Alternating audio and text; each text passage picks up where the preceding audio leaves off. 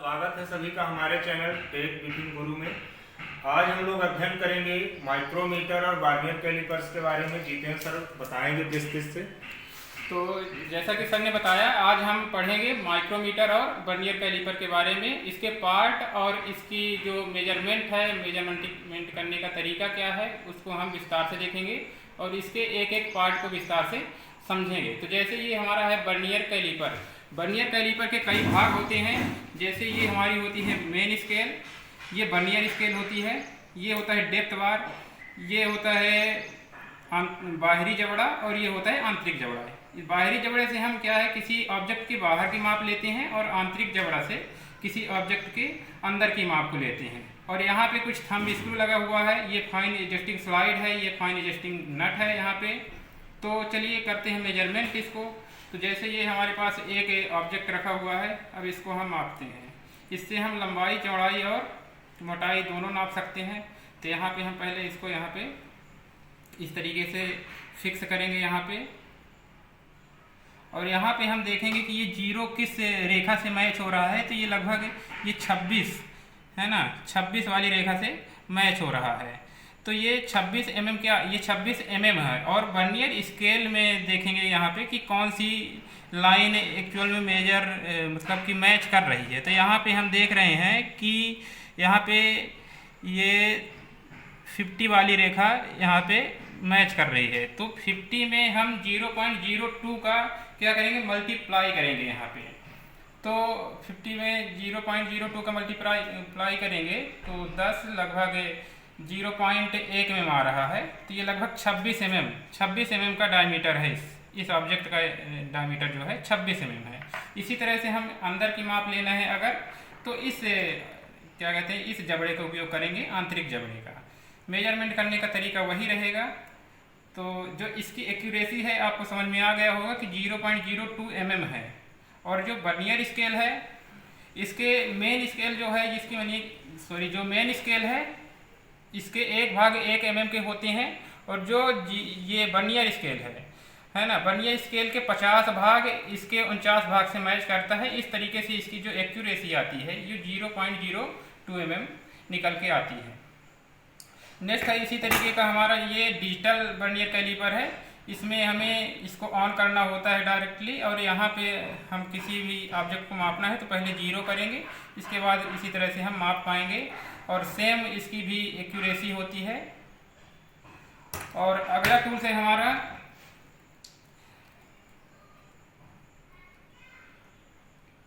Micrometer. ठीक है, next tool है हमारा माइक्रोमीटर। तो माइक्रोमीटर के बारे में हम विस्तार से जानेंगे। तो ये जो होता है स्टेबलाइज्ड क्रोमियम स्टील का बना होता है। जो इसका पूरा मटेरियल होता है क्रोमियम स्टील होता है। ठीक है, और जी इसकी एक्यूरेसी है 0.01 mm होती है। जो इसकी रेंज होती है 0 से 25 mm। यानी कि अगर हमें 25 mm से ज़्यादा बड़ा ऑब्जेक्ट की माप लेनी है तो हम क्या करेंगे, 25 से 50 mm परास वाले माइक्रोमीटर का उपयोग करेंगे। जैसे यहाँ पे हम आपको दिखाएंगे कि ये 25 से 50 mm, इस जो माइक्रोमीटर की रेंज है 25 से 50 mm है, और इसकी जो है 0 से 25 है। तो अब इसके भाग के बारे में देख लेते हैं। तो ये होता है थिम्बल डिवीजन। ठीक है, ये थिम्बल होता है जिसको हम थंब के द्वारा रोटेट करते हैं, ये थिम्बल हो गया। ये होता है बैरल, ये बैरल डिवीजन होता है। बैरल डिवीजन में 1/1 mm का होता है ऊपर का, जो नीचे का होता है 0.5। और यहाँ पे जो थिम्बल होता है, इसके 1 भाग का मान जो होता है 0.01 mm होता है। और ये होता है रैचेट स्टॉप। ये रैचेट स्टॉप क्या होता है, दाब को सुनिश्चित करता है। अगर हम किसी माप को माप रहे हैं तो दाब को सुनिश्चित करता है यहाँ पे। जैसे अगर हम ज़्यादा रोटेट करेंगे तो यहाँ से आवाज़ निकलेगी। और यहाँ पे ये होता है हमारा स्पेंडल लॉक। यहाँ से हम स्पेंडल को लॉक करने के बाद बराबर इसका मेजरमेंट करते हैं। तो ये हो गए हमारे कुछ महत्वपूर्ण टूल्स। और इसी में हमारा आता है एक डिजिटल माइक्रोमीटर है। जो डिजिटल माइक्रोमीटर होता है, इसकी भी रेंज 0 से 25 mm है। और जो इसकी एक्यूरेसी है 0.001 mm, इससे 10 गुना ज़्यादा एक्यूरेसी होती है डिजिटल माइक्रोमीटर की। ठीक है, तो ये माप करना और आसान होता है। यहाँ पे डिजिटल पूरा जैसे घड़ी होती है, उसमें एक तरीके का यहाँ पे अंक आता है, उससे हम इसको मेजरमेंट करते हैं। इसमें भी रैचेट स्टाफ ये लगा हुआ है ये,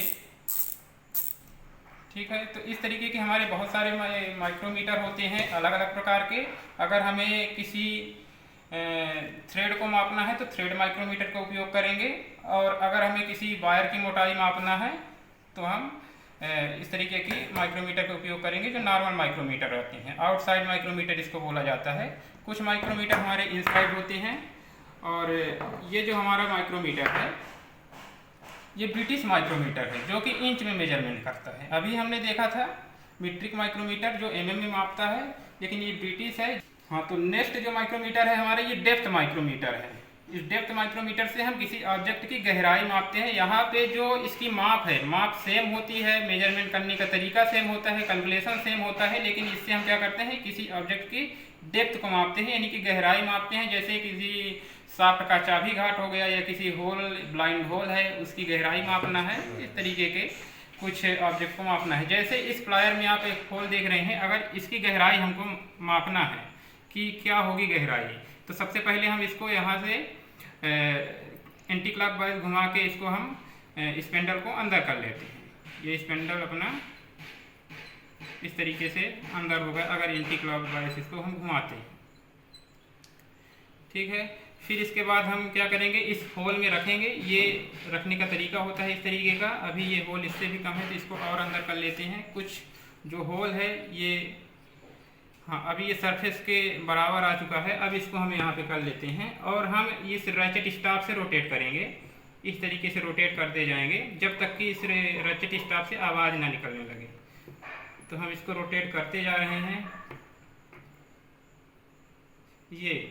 ये फिक्स हो गया है। अब आवाज़ आने लगी है, तो यहाँ तक ये जो है इसकी डेप्थ है। अब इसको हम क्या करेंगे, बाहर निकाल के इसकी माप को हम यहाँ से रीड करेंगे तो हमें ये पता चल जाएगा कि इसकी जो गहराई है, इस स्लॉट की गहराई है वो एक्चुअल में कितनी है।